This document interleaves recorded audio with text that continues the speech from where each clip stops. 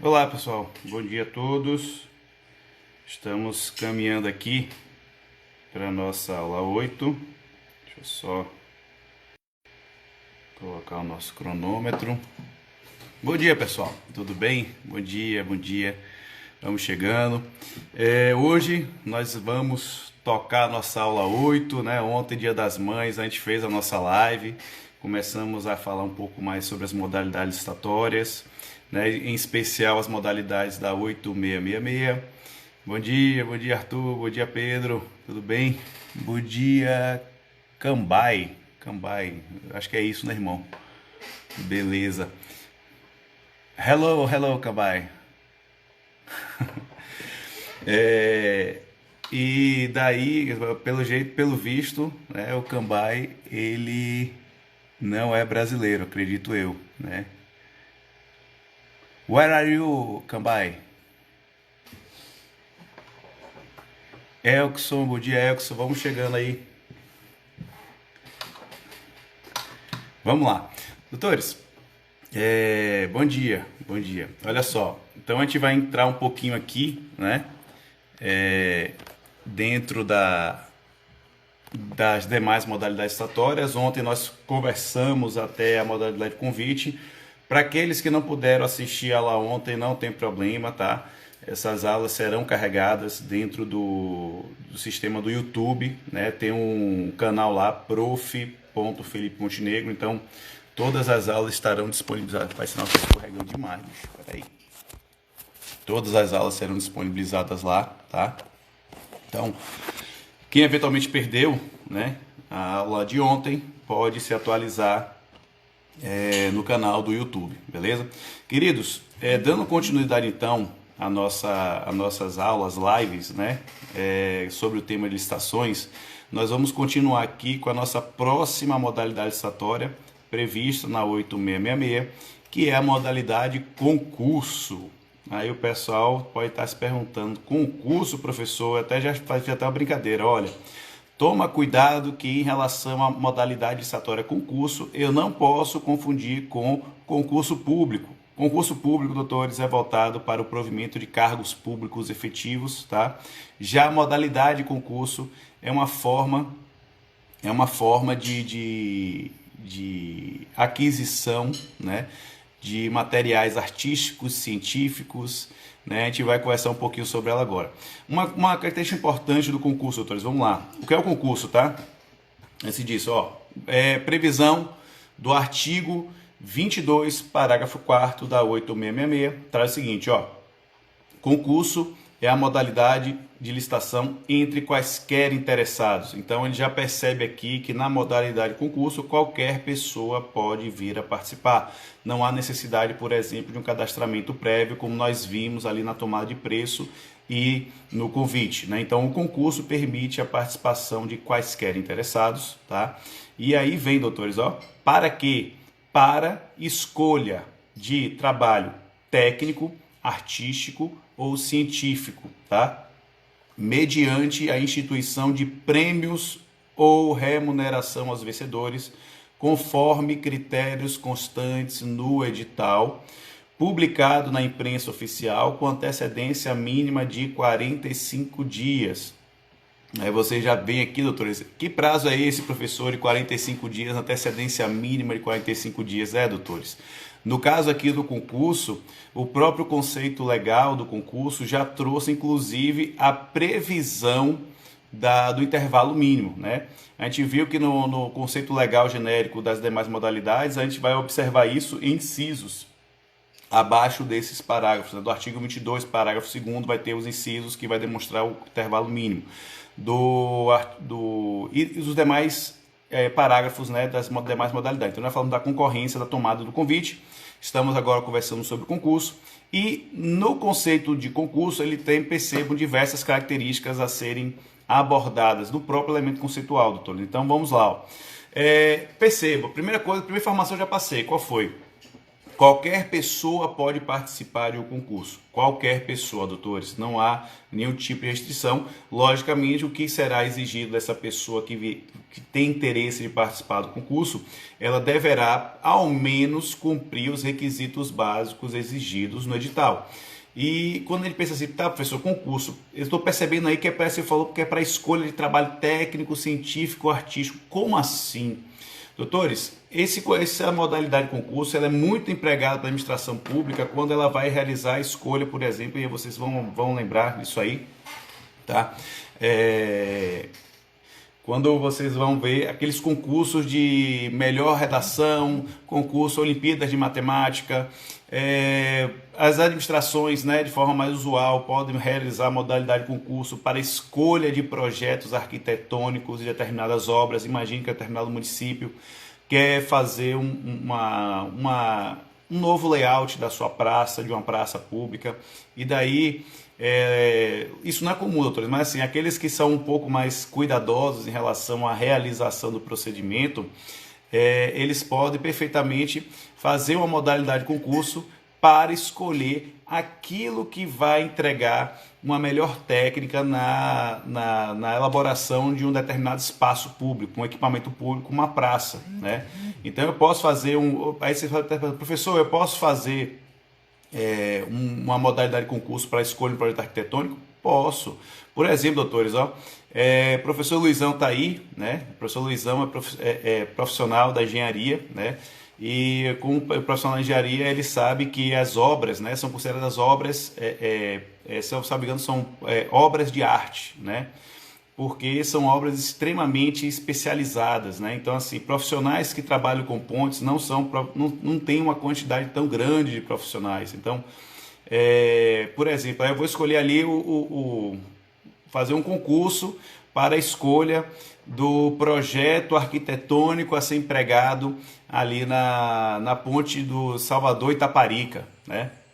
Inclusive, salvo engano, teve de fato, né, essa escolha, né, do projeto arquitetônico. Algumas empresas apresentaram, né?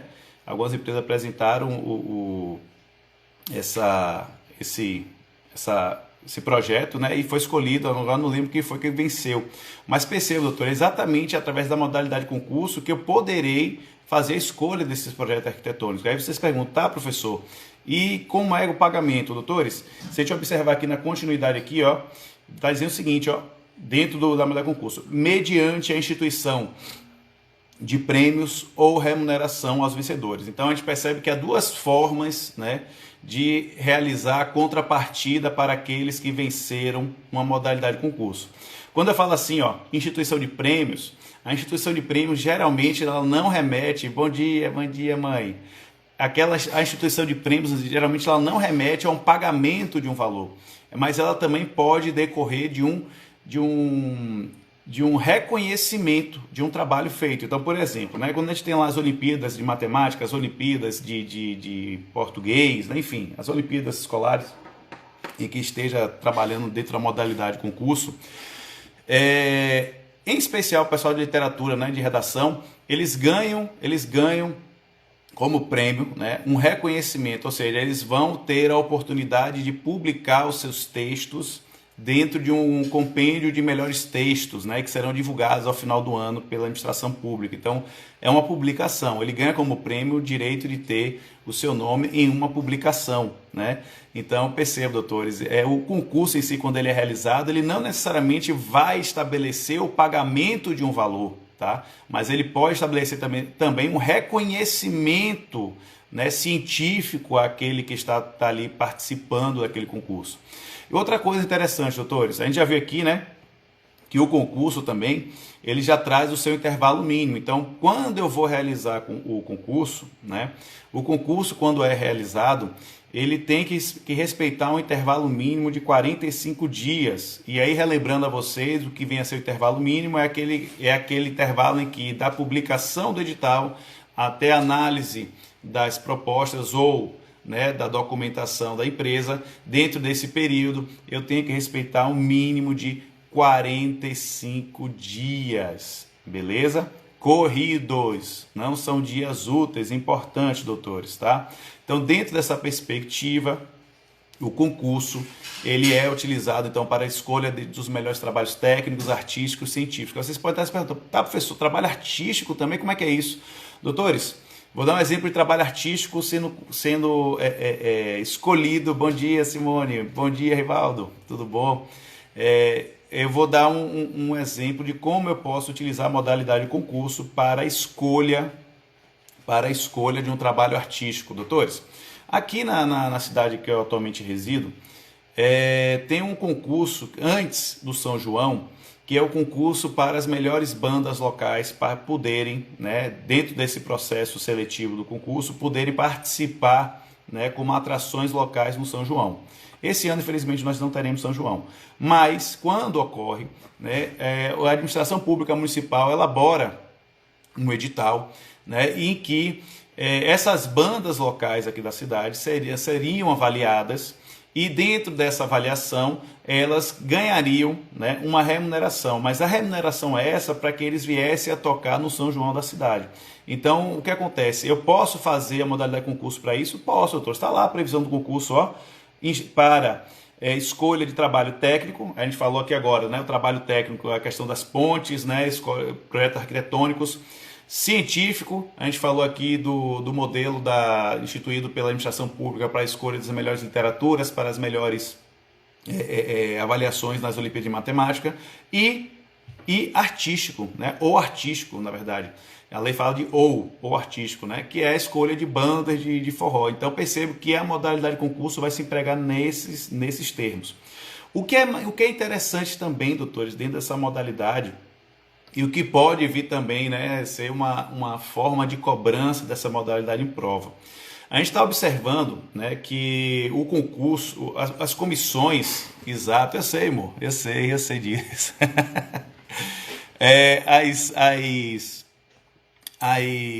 que é que eu ia falar, meu Deus? Esqueci agora, deu branco.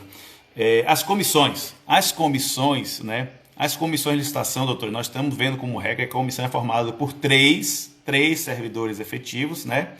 E dentro dessa situação a gente percebe que a comissão é formada por pessoas vinculadas à administração pública, tá? E a gente viu uma exceção, né, da formação do triunvirato, de um triunvirato de comissão. Nós vimos aqui, doutores, que no convite há a possibilidade da comissão ser formada por tão somente um único indivíduo, tá? E na formação desse único indivíduo aqui, isso será justificado na modalidade convite, que a gente conversou ontem, em razão da pouca quantidade de servidores dentro daquele determinado órgão que está realizando o processo do convite. Então eu quero chamar a atenção de vocês. Bom dia, Meire, tudo bom? O que eu quero chamar a atenção de vocês, doutores?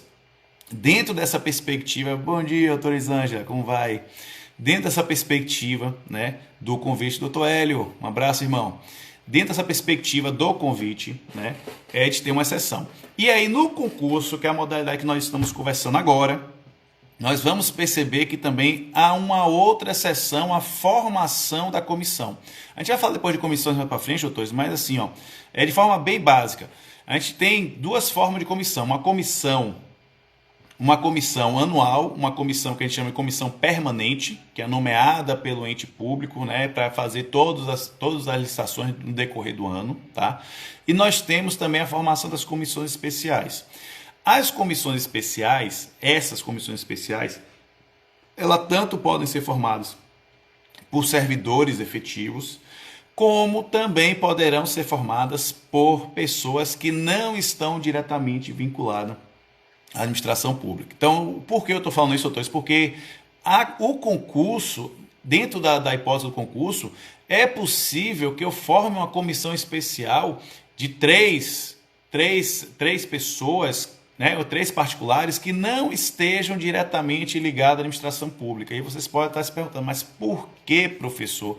Por que eu posso formar uma comissão que não esteja vinculada diretamente à administração pública? Doutores, percebam, porque poderá acontecer dentro do objeto a ser avaliado na modalidade concurso uma carência de servidores, né, daquele ente público municipal com capacidade técnica, artística ou científica para poder avaliar aqueles trabalhos. Então, dentro da modalidade concurso, doutores, a administração pública ela está autorizada a formar uma comissão especial, ou seja, de servidores que não, de particulares que não estejam diretamente vinculados à administração. Porque assim, doutores, vou imaginar aqui que eu falei agora um modelo, né, um exemplo de escolha do melhor projeto arquitetônico. Olha, doutores, para escolher determinados projetos arquitetônicos, né, é necessário que a comissão que vá realizar a sua avaliação tenha o conhecimento técnico em tal projeto. Então é possível que dentro do município eu não tenha esses 3 profissionais servidores com capacidade de avaliar, é possível. Então o que a administração pública pode fazer, doutores, em razão do objeto a ser contratado, aí já vem a justificativa, né, que a administração pública vai utilizar para realizar a modalidade de concurso, dentro dessa situação específica do objeto a ser contratado, então, doutores, é permitida que a administração pública convoque particulares com reconhecida capacidade de avaliar o objeto, para que venham a formar a comissão. Logicamente, doutores, né, que essa comissão ela poderá vir a título gratuito ou a título oneroso, conforme a especialidade que está sendo exigida, né, para a administração pública.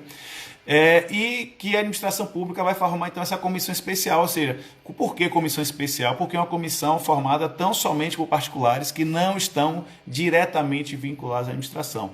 E por que eu estou falando isso, doutores? Porque a gente pode ter essa configuração total, de uma comissão especial total, formada por 3 particulares. Nós poderíamos ter comissão em que 1 é servidor efetivo e 2 são particulares. Nós podemos ter comissões com 2 servidores efetivos e 1 particular, e nós poderemos ter então a formação dessas formas de comissões especiais na modalidade concurso. Então, o que é a modalidade concurso? Para quem chegar agora, modalidade concurso nada mais é do que uma modalidade de licitação em que eu vou utilizar para a escolha dos melhores projetos artísticos, científicos ou técnico, tá? Então fique com essa informação, previsão do artigo 22, parágrafo 4º. Bom dia, o pessoal que vai chegando aí, vamos lá. Bom dia, bom dia, bom dia. Então, doutores, fiquem atentos aí, né, a essa informação. O concurso tem sim algumas questões bem interessantes de cobrança, tá? E que mais, doutor? Ele já falou então da comissão especial, né? Importante, doutores, o procedimento do concurso. Se a gente observar aqui, o que acontece, doutores? Novamente, voltando ao conceito legal do concurso, diz o seguinte, conforme critérios constantes no de edital publicado. A previsão do conceito legal do concurso, bom dia, irmão, bom dia. A previsão do conceito legal do concurso em relação ao procedimento, deixa muito claro que o procedimento não está previsto na 8666, mas sim em próprio regulamento previsto no edital. Então, doutores, toda vez então que a gente for falar de um concurso, a modalidade de concurso, né? Mo, que estava aí agora, é artista também aqui da cidade, né, de Santo Antônio de Jesus. E ele sabe, né? Ele falou, aqui em Santo Antônio faz assim mesmo, né? Faz uma modalidade de concurso para escolher a melhor banda para tocar no São João da cidade. Mas o que acontece, doutores? O regulamento de que forma será feita, né, essa escolha da banda, vai estar toda prevista no edital. E lá o edital é que vai vincular as partes nesse momento de escolha, né? Então, eu não sei, eu nunca vi, na realidade, assim, né? Eu nunca parei para analisar o concurso, né? O edital de concurso, mas eu acredito que lá deve ter, né? Dentro das exigências técnicas, pertinência temática com o momento do São João. Então, a banda que vai lá ser selecionada, ela deve ter músicas voltadas ao forró, músicas voltadas ao São João. Eu acredito que isso seja uma exigência dentro dessa modalidade de concurso. Aí, Mo, depois aí, Rivaldo, aí, depois dá uma palhinha aí, irmão, se de fato tiver essa exigência lá. Já que eu acredito que como você é do meio, você deve ter ciência dessas informações. Vamos lá, doutores. Então, continuando, né? Então, o procedimento, né, é previsto, então, no próprio edital. Então, a gente não tem um procedimento previsto na lei. Então, o MOU confirma aí exatamente isso, doutores. Então, tem que ter uma pertinência temática com o momento do São João. Obrigado, irmão, pelo retorno aí. Exato, é categorias. Categorias é o pessoal que vai participar do concurso. Então, doutores, percebam, ó, no intervalo mínimo nós já conversamos, importante, doutor, porque assim, ó, como a gente vê muitos concursos acontecendo, modalidades de concurso acontecendo, às vezes a administração pública se passa nesse tempo intervalo mínimo, né? Então é importante observar o tempo mínimo de 45 dias, doutores, porque se fizer, aí fala assim, professor, vamos lá, o senhor está falando de intervalo mínimo aí de forma tão cuidadosa, de forma chamando tão atenção do intervalo mínimo.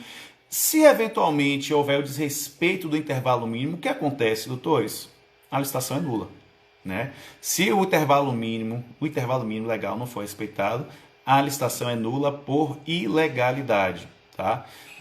Não é nem questão assim, falar assim, professor, não foi uma intenção do gestor. Eu sei que não foi uma intenção do gestor, né? Mas quando é feito uma modalidade licitatória, doutores, a administração pública deve se cercar de todos os cuidados e, pelo menos, respeitar o prazo de intervalo mínimo, tá? Então, se houver o desrespeito do intervalo mínimo, a própria licitação se tornará nula, né? Porque é um prazo necessário para que qualquer candidato, qualquer interessado em participar daquela licitação se prepare para tal momento, beleza? O que mais, doutores? Em relação ao concurso, né, a gente fica com estas informações. Vamos conversar um pouquinho agora, doutores, sobre outra modalidade que está prevista na 8666.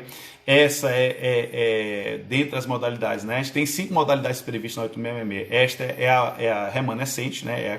É a última modalidade, né, que nós vamos conversar da 8666, e depois dela nós conversaremos de outras modalidades previstas em outras legislações, né, exemplo do pregão e da consulta.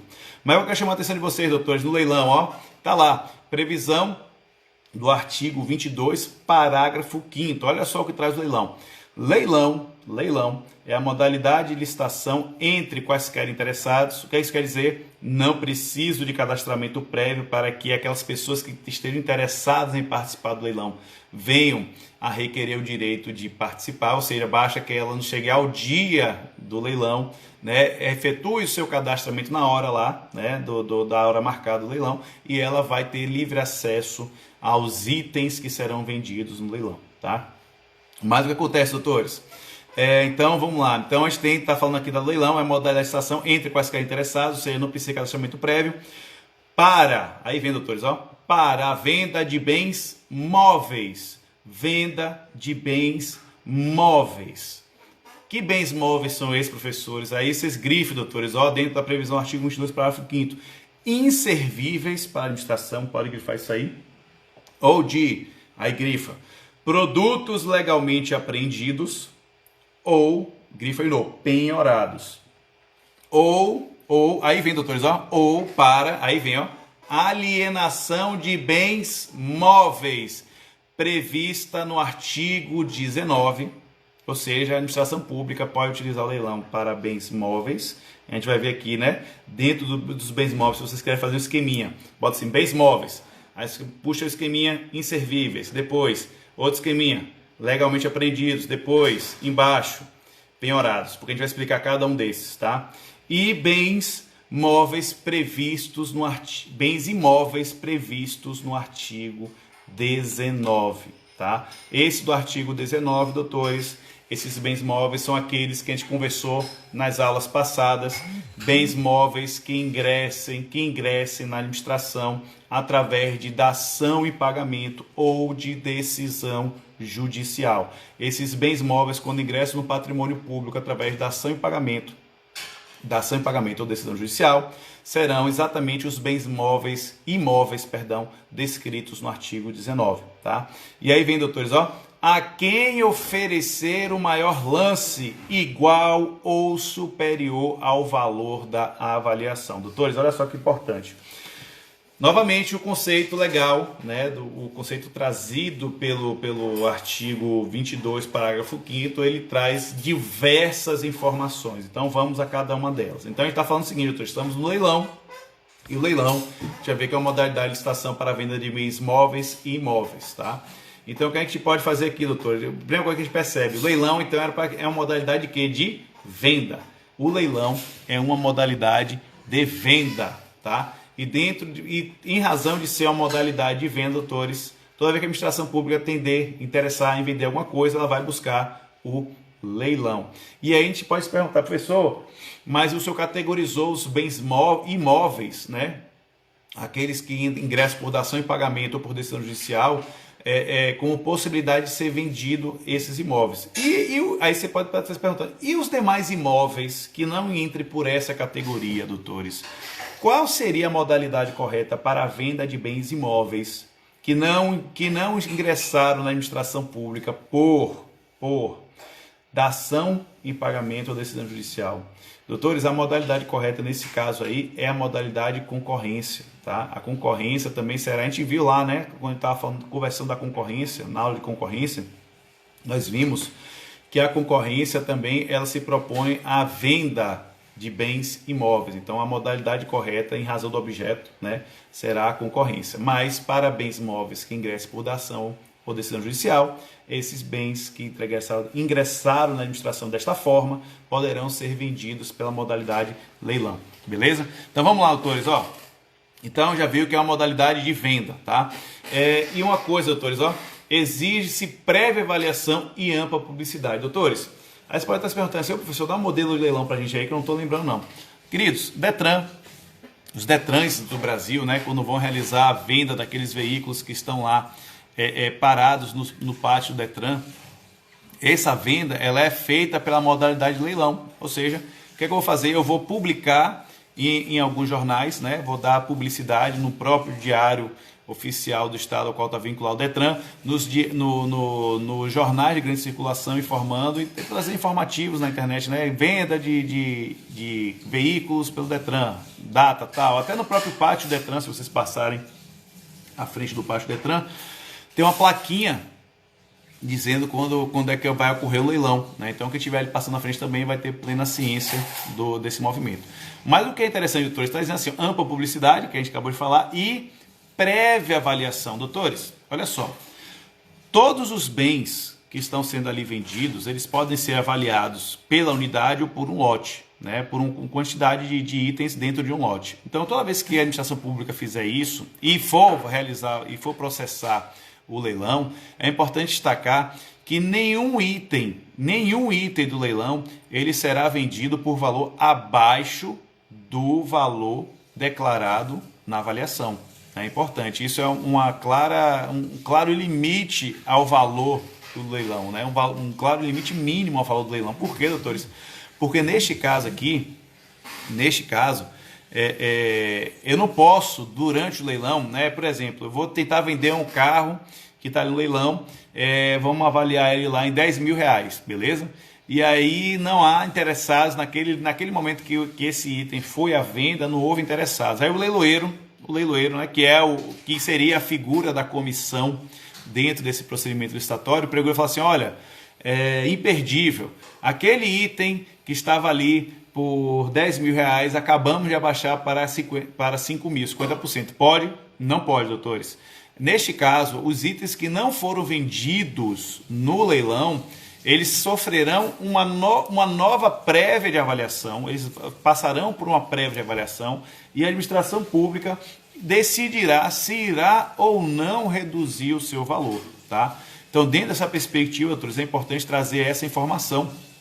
Quando a gente vai falar do leilão, o valor mínimo é o valor exigido no edital. Então, não haverá negociação para diminuir o valor no momento em que determinado concorrente venha ofertar fazer uma oferta, né, na aquisição daquele bem, tá? Então, fique com essa informação.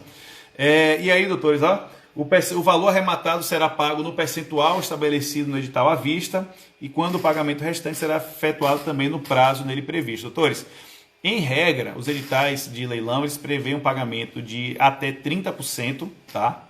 A entrada, e parcelamento de até 60 meses. Mas logicamente que é até, né? Até 30, até 60. Então, eu posso exigir 30% e 60 meses? Posso, mas logicamente para bens bens que têm um valor econômico alto, né? Geralmente o que é que eles fazem? Eles colocam lá 10 a 15% do valor de entrada e o restante em 10 vezes, ou 5 vezes, 6 vezes. É uma regra bem habitual em leilão, tá? Vamos lá, doutores. E aí, vamos lá. Ó. O que a gente precisa chamar a atenção aqui? Valores, doutores. Professor, há algum limite de valor para a realização da venda de bens móveis? Calma que a gente vai falar dos bens móveis ainda, tá, doutores? Mas, professor, dentro da lei, há algum limite de valor em relação à venda de bens móveis? Ah, doutores, o limite de valor. O limite de valor, doutores, está previsto no artigo 17, parágrafo 6º da 8666, tá? Ele prevê a possibilidade de alienação de outros bens móveis até o limite de 1.430.000. Então, quando eu vou fazer leilões, né? O leilão, quando eu vou juntar esses bens móveis em um determinado leilão, doutores, esses bens móveis, eles terão um limite de até 1.430.000, tá? E eu já falei, né? O leilão é feito por pregoeiro e o procedimento do leilão, doutores, não está previsto na 8666. Vai seguir a regra parecida da modalidade concurso que a gente conversou agora, tá? Na modalidade concurso nós vimos, doutores, que dentro daquela modalidade o procedimento vai estar previsto no edital e no leilão estará da mesma forma. O procedimento do leilão estará previsto dentro do edital. Queridos, se vocês tiverem alguma dúvida, é só apontar aqui, tá? No chatzinho aqui do Instagram, que a gente vai tirando as dúvidas sem problema nenhum, tá? Se ficou alguma coisa aí corrida, né? Porque eu falo rápido mesmo. Você já deu para perceber que eu falo rápido, né? Meus alunos adoram esse meu jeito de carreta, de descendo ladeira, né? Carreta sem freio, né? Porque quando eu começo a falar, eu não paro mais, então eu tô aqui falando. Então, quem tiver alguma dúvida aí, doutores, pode aí acusar no chatzinho, né? Aqui do Instagram, que aí eu faço questão. E também o pessoal aqui que está no Facebook, tá? Quem quiser também aí tiver alguma dúvida, chama aqui no chatzinho que eu também tenho acesso aqui ao chat do Facebook e aí eu também consigo tirar essas dúvidas, beleza? Vamos lá, doutores. Que mais, queridos? Vamos falar um pouquinho dos bens móveis que vão à venda para o leilão. Doutores, a gente viu que são 3 categorias de bens móveis. Quais são, doutores?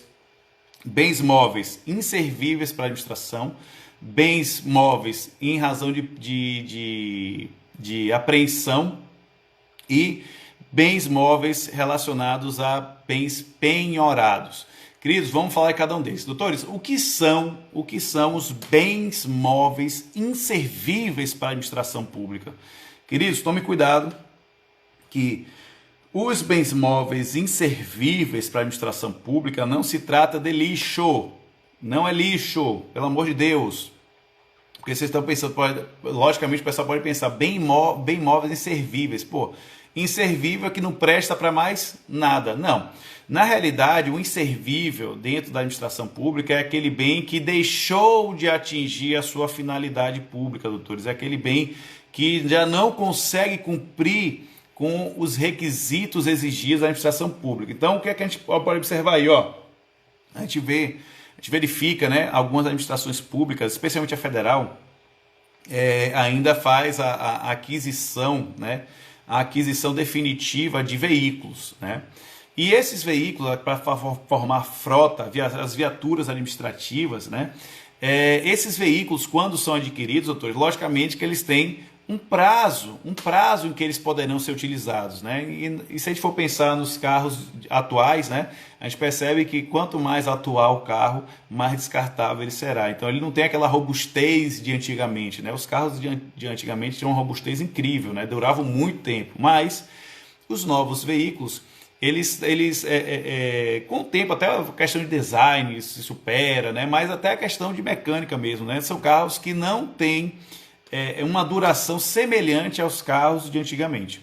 Então, o que acontece, doutores? Há uma necessidade lógica, né, diante desse lapso temporal de utilização desses bens móveis, que a administração pública venha a fazer a atualização ou a renovação dessas suas frotas. Então, para que ela venha atualizar e renovar suas frotas, ela precisa o quê? Se desfazer da sua frota anterior. E aí, doutores, quando ela vai se desfazer dessa sua frota anterior, ela vai declarar essa frota que ela vem utilizando como inservível. Mas não é inservível lixo, é inservível porque ela já não atende mais às expectativas de interesse público.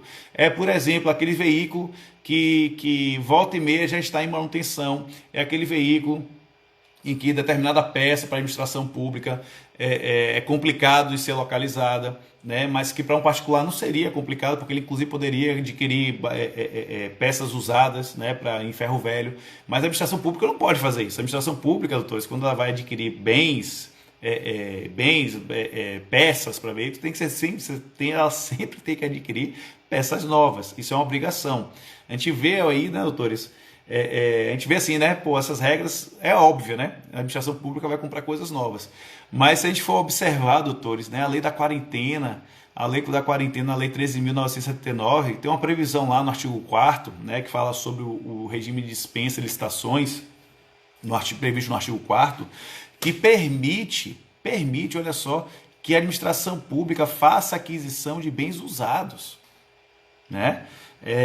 Então, assim, doutores, percebam, tem tantas exceções, né, na lei da quarentena, né, que a gente fica assim, as regras gerais que nós vamos conversando aqui, lá foram muito fragmentadas ou relativizadas ou até modificadas, né, dentro da lei da quarentena, tá?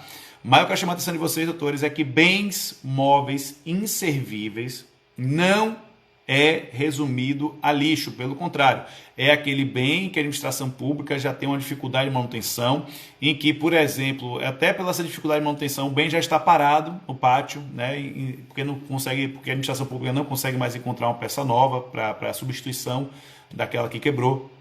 Então a administração pública opta por vender, e do particular, quando adquire, né, esses veículos dessas frotas públicas, sabe, né, que dentro do que ele está pagando um valor bem abaixo do valor de mercado, e o risco do negócio é esse, né? Você está comprando um veículo abaixo do valor de mercado e não sabe exatamente quais os problemas que poderá vir com ele. Mas o que eu quero chamar a atenção é que bem imóvel e inservível não é lixo, fiquem atentos a isso. A segunda categoria de bens móveis, doutores, que podem ser vendidos por leilão, são os bens móveis legalmente apreendidos. Bens móveis legalmente apreendidos. E olha só que interessante, doutores. Quando a administração pública, né, a Receita Federal, né, a Receita Federal do Brasil, ela faz diversas apreensões, né, de equipamentos eletrônicos, né, que tentam entrar pela alfândega brasileira, pelos portos, aeroportos, e eles começam a apreender, fazer apreensões.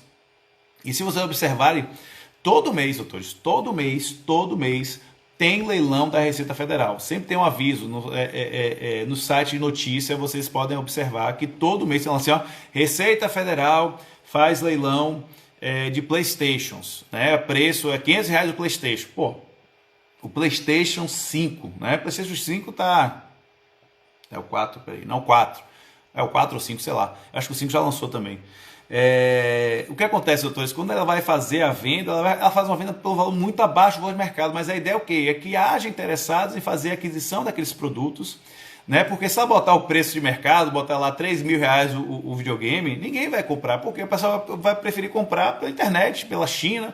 Tem gente que vai tem site chinês aí que entrega aqui com um valor bem abaixo do valor de mercado brasileiro, e o pessoal paga o risco, porque são exatamente esses que são aprendidos, né, Túlio? O pessoal paga o risco de comprar um produto mais barato fora, rezando que a alfândega não barre a sua compra, né? Mas o que acontece dentro de uma perspectiva, né, mas assim, dentro da legalidade, é que se a administração pública abrir o envelope, né, abrir o pacote e ver que é um videogame sem nota fiscal, ele vai ficar retido, salvo se você pagar o imposto.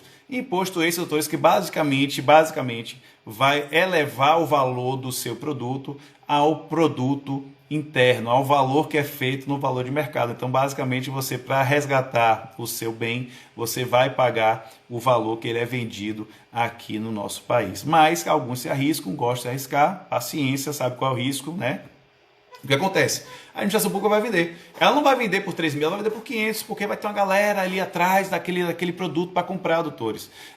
Já vi celular iPhone, boneca da Barbie. Ou seja, são diversos produtos apreendidos pela administração pública, que inclusive, né, quando esses produtos são apreendidos, o contribuinte que fez a aquisição, ele tem a oportunidade de fazer o resgate daquele bem, né, e após um determinado prazo que ele não vai resgatar esse bem, a administração pública põe em leilão, tá, para venda. Então, bens móveis, doutores, bens móveis no leilão, já falamos dos bens móveis inservíveis, que não é lixo, a gente falou, né? Já falou que não se trata de lixo, mas sim bens que perderam a sua finalidade pública.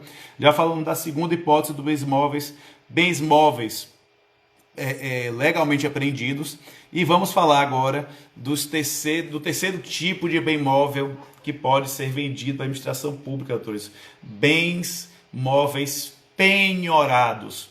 Queridos, quem é advogado, né, sabe que o penhorado ele pode dar a sensação, né, uma sensação de que estamos falando da penhora, né? A penhora em si é um ato processual, um ato processual dentro do Código de Processo Civil, né, para resguardar direitos dos credores, né? Então eu posso penhorar determinados bens, ou realizar penhora de bens móveis, eu posso realizar penhora de bens imóveis. E aí, quando você vai fazer a leitura do artigo 22, parágrafo 5º, e ver lá a previsão penhorados, vocês podem levar ao raciocínio que esses bens móveis penhorados são aqueles bens móveis que a administração pública penhorou de um particular, né, dentro de um processo. Cuidado, doutores, cuidado. Porque aqui, na realidade, houve uma pequena tecnia do legislador no momento que ele fez a previsão do parágrafo 5º do artigo 22 da 8666. Esses penhorados, esses bens móveis penhorados, aqui, se trata daqueles bens móveis entregue ao penhor. Entregue de forma voluntária pelo particular em penhor. E o penhor, doutores, é aquele sistema em que os bancos, se eu não me engano, eu não sei se o Banco do Brasil tem, mas eu sei que a Caixa tem, né, um sistema de penhor em que você pega uma joia da família ou um bem valioso, entrega ao banco esse bem valioso e recebe um dinheiro sobre esse bem. E você fez o seguinte, em razão aqui do penhor, logicamente que você está entregando um bem valioso e está recebendo dinheiro por isso, a Caixa Econômica vai lhe dar um prazo para que você também venha fazer o resgate. Então, dentro desse prazo de resgate, doutores, se você não fizer,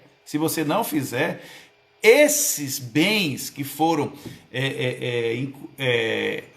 adquiridos pelos bancos públicos, né, através do sistema de penhor, esses bens poderão perfeitamente ser leiloados. E o leilão aí, no caso, doutores, não é o leilão, é importante a gente falar, porque a gente tem um leilão em modalidade estatória, tem o leilão judicial e tem o leilão extrajudicial, né?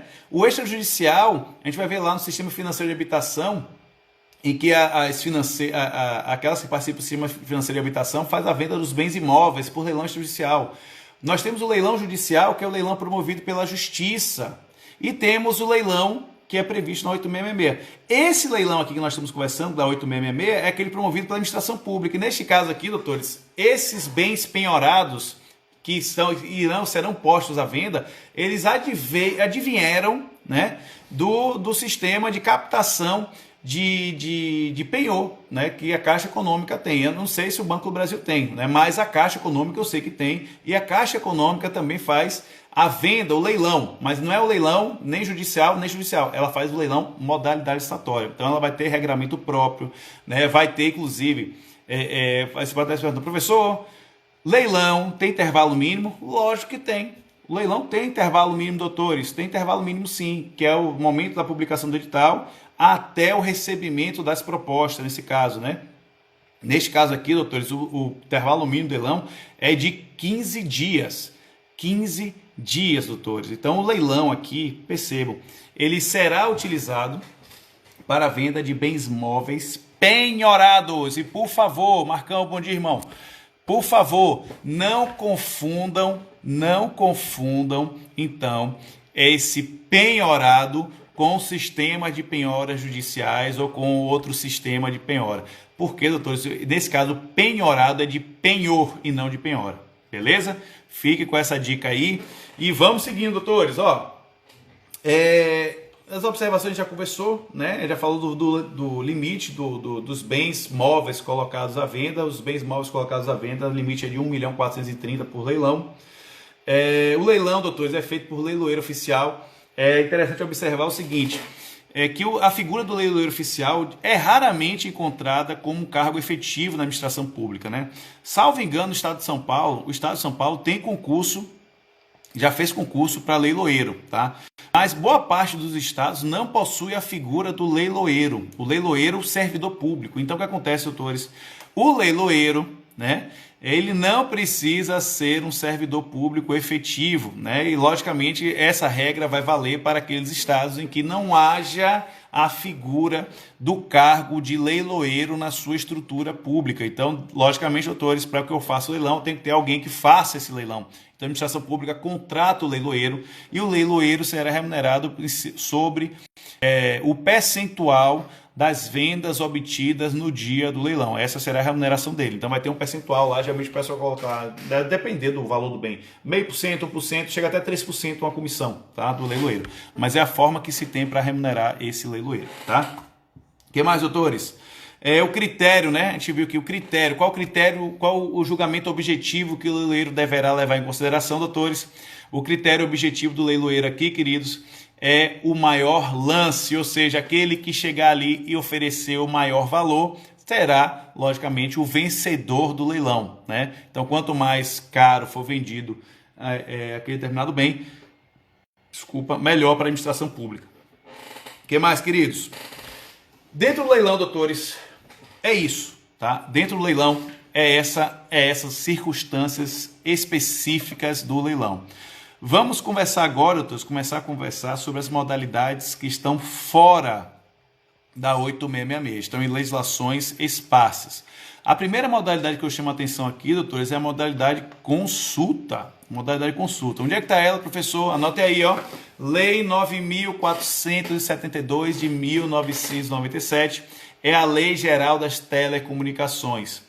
Essa Lei Geral das Telecomunicações, doutores, ela criou também, né, dentro dessa lei, a Anatel, a Agência Nacional de Telecomunicações, uma agência reguladora, né, que está ali para preservar os direitos dos consumidores frente aos concessionários de serviços de telefonia. Tá? Então, a gente sabe, doutores, né, dentro de nossa sistemática de Estado mínimo à época, né, a telefonia, quem já teve telefonia, meu pai mesmo, meu Deus do céu, eu lembro que eu era pequeno com meu pai ali, em Salvador, no prédio que tinha ali em Nazaré. Eu lembro que era em Nazaré porque depois eu passava lá, né, como advogado, mas em Nazaré tinha um prédio lá que ele ia verificar as linhas telefônicas que ele tinha, porque ele alugava as linhas telefônicas, né? E ele tinha algumas linhas, e eu acho que a época, né, era um negócio até rentável, porque, doutores, quando o pessoal fazia o pedido de uma linha telefônica na época do meu pai, né, a linha telefônica para ser liberada, às vezes demorava 6 meses, 1 ano, né? Então, para que o pessoal que tivesse interessado em ter linhas telefônicas pudesse acessar esse serviço público, aqueles particulares que compravam várias linhas passavam a alugar as linhas. Então, eles alugavam as linhas telefônicas. Olha só, alugando linha telefônica. Que coisa, né? Que negócio da época. Alugando a linha de telefone. E aí, o que acontece, doutores? Logo após a criação dessa Lei Geral de Telecomunicações, e que se permitiu a concessão, porque até então, até antes de 97, o serviço público de telefonia era tão somente restrito à mão do Estado, então era um serviço público extremamente burocratizado, né? Os atendimentos demoravam de forma absurda, né? Então, assim, imagine você ter sua linha cortada, e aí você faz o chamado do serviço, o serviço, daqui a 2 meses eu apareço para consertar. Então era mais ou menos nessa pegada, nesse ritmo que eram as telecomunicações. Então o que aconteceu? Foi criada a Lei Geral de Telecomunicações, né? E hoje nós percebemos aí que nós temos algumas empresas de telefonia que exploram esse regime de telecomunicações, né? E a gente percebe, doutores, como ficou fácil ter uma linha telefônica, né? Inclusive, se você quiser comprar agora uma linha telefônica, você vai numa banquinha de jornal do lado de sua casa e vai ter chip para todas as operadoras, né? E o telefone fixo acabou, que, inclusive, entrando em desuso, né? Hoje é muito mais comum o pessoal ter um telefone celular em casa, né? Inclusive mais de uma linha, né? Do que ter um telefone fixo dentro de casa. Mas enfim, doutores, coisas do progresso, né? Coisas da vida. Mas o que eu chamo a atenção, doutores, é que quando essa lei geral de telecomunicações surgiu, essa lei trouxe duas hipóteses, na verdade, né? Trouxe duas modalidades de licitação.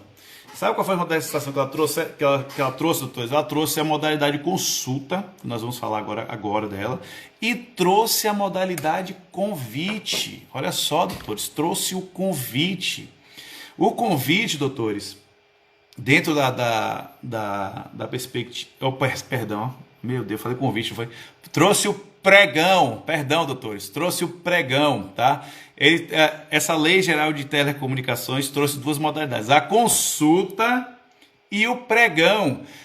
E esse pregão que a gente está conversando, doutores, é o mesmo pregão que depois evoluiu, né, como uma forma de modalidade da administração pública federal, e depois criou-se a lei norma geral. Mas percebam, a norma geral do pregão, quando ela emprega o pregão para todos os entes públicos, a 10.520, é de 2002.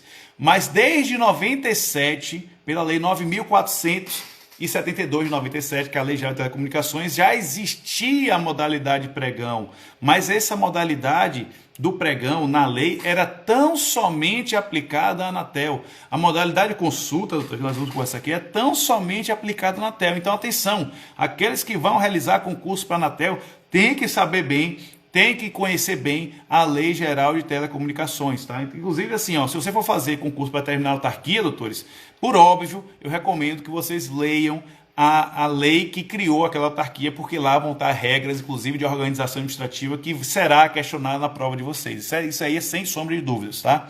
Então, vamos lá, doutores, ó. Então, quais são, então, as modalidades, ó? A consulta, né? Está lá no artigo 15 e ela fez uma resolução para regulamentar o que vem que ser a consulta. A consulta tem previsão na Lei Geral de Telecomunicações e a Anatel criou uma resolução para definir o que vai ser a consulta. E diz o seguinte, ó, artigo 15 da resolução 05 de 98 da Anatel. Diz o seguinte, doutores, ó, consulta é a modalidade de licitação em que ao menos 5 pessoas físicas ou jurídicas de elevada qualificação serão chamadas a apresentar propostas para o fornecimento de bens e serviços não comuns.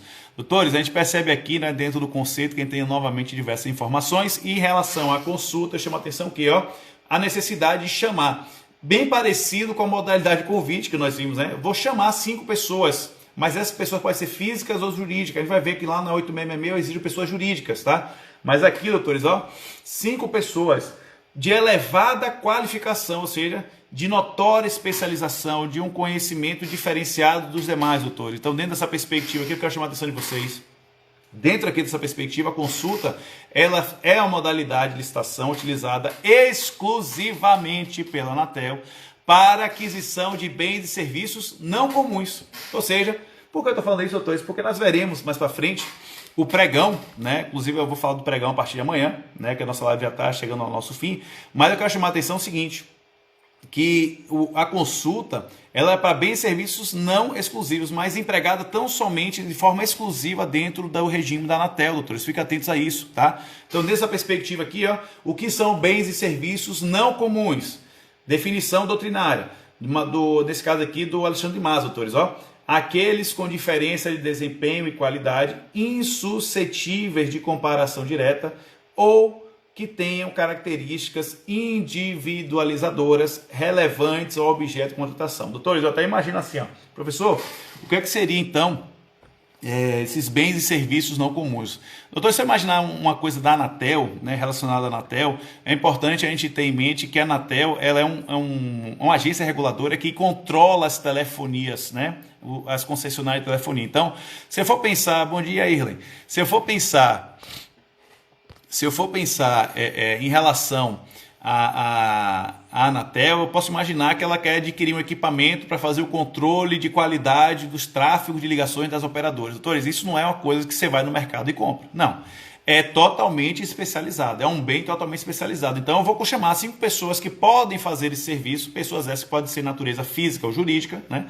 E essas pessoas vão oferecer os seus equipamentos, apresentar os seus equipamentos, ou seja, apresentar o valor dos seus equipamentos com as propostas, para mostrar para a Anatel o que eles possuem para realizar o controle de qualidade nas ligações dessas telefonias. Logicamente, isso, doutores, seria um bem totalmente, um serviço e um bem totalmente incomum, que não se encontra em qualquer lugar, tá? Mas a necessidade aqui, doutores, é o seguinte, ó, chamar 5, beleza?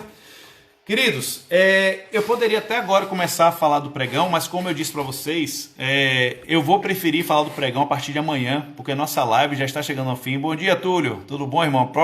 Vê se amanhã chega às 7h37. Por quê, doutores? Todos os dias, às 7h37 da manhã, né?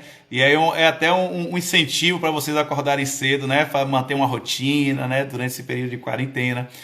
Às 7h37 da manhã, eu estarei falando sobre as licitações públicas. E, doutores, percebam, dentro desse regime de licitações públicas, é importante trazer para vocês que nós já estamos hoje é a nossa aula 8, tá? Amanhã será a nossa aula 9. Aí vocês podem estar se perguntando, professor, onde é que estão essas aulas? Queridos, eu estou deixando disponibilizada todas as aulas anteriores sobre licitações no nosso canal, no canal Prof. Prof.Felipe Montenegro. No Facebook também, doutores, né? Eu estava observando, estou falando só do YouTube. No Facebook também, todas as aulas estão gravadas. 7h37, qual o mistério? É cabalístico, doutor. É uma coisa assim que poderia ser 7h27, 7h47, 7h17, mas eu botei 7h37 para ficar um negócio mais meio termo, né? É cabalístico. Tá? Para que as coisas deem certo, vamos pensar assim, que tudo vai dar certo, né? Então, assim, doutores, eu posso até depois mudar o horário, estou vendo que a galera não está acordando cedo, né? Posso botar 8h07 da manhã, mas eu preciso reconfigurar toda uma agenda que eu tenho durante o dia, né? Para poder realizar essas aulas. Então, eu botei inclusive esse horário 7h37 para que eu possa cumprir com minhas outras obrigações, com a instituição que eu estou vinculado, com o meu escritório, né, com o que eu preciso fazer durante o dia. Então, por isso que eu botei 7h37. Já deu. Beleza. Tá bom, doutores? Então, no Facebook também, prof.Felipe Montenegro, os vídeos já estão todos carregados lá. Então, quem quiser lá assistir também esses vídeos, tá disponível lá para vocês também. Mas também no YouTube, né, eu tô fazendo, acho que, se não me engano, tem até a aula 5 lá gravada. Então, eu estou deixando lá também disponibilizado no YouTube para que vocês possam acompanhar posteriormente as aulas, tá? Quem perdeu as aulas anteriores, porque amanhã, valeu, ele, obrigado, minha querida. Amanhã nós estaremos aqui às 7h37 com a nossa aula 9 e amanhã é um tema muito especial, doutores. Nós vamos começar a falar do pregão na sua modalidade presencial, pregão eletrônico, e vamos falar das novidades inseridas pelo decreto 10.024 de 2019, beleza? Conto com a colaboração e participação de todos vocês. Dúvidas, doutor, depois me chama lá no Instagram, lá no privado, que eu tiro as dúvidas sem problema nenhum, que você não der, porque a gente fica aqui num negócio tão assim, eu gosto de falar, eu reconheço, né? E que, bom dia, Arthur, bom dia, meu irmão, bom dia, mãe. Então, assim, que a gente fica, né? Eu fico empolgado, às vezes eu não permito que a galera, mas, como eu disse, quer tirar dúvida, doutores? Coloca aqui que eu paro a aula com o maior prazer e respondo a vocês, viu? Tá, beleza. Então vamos manter o horário, viu? Queridos, brigadão a todos vocês aí. Fiquem com Deus, um excelente dia e até amanhã às 7h37 com fé em Deus, beleza? Forte abraço a todos. Tchau, tchau.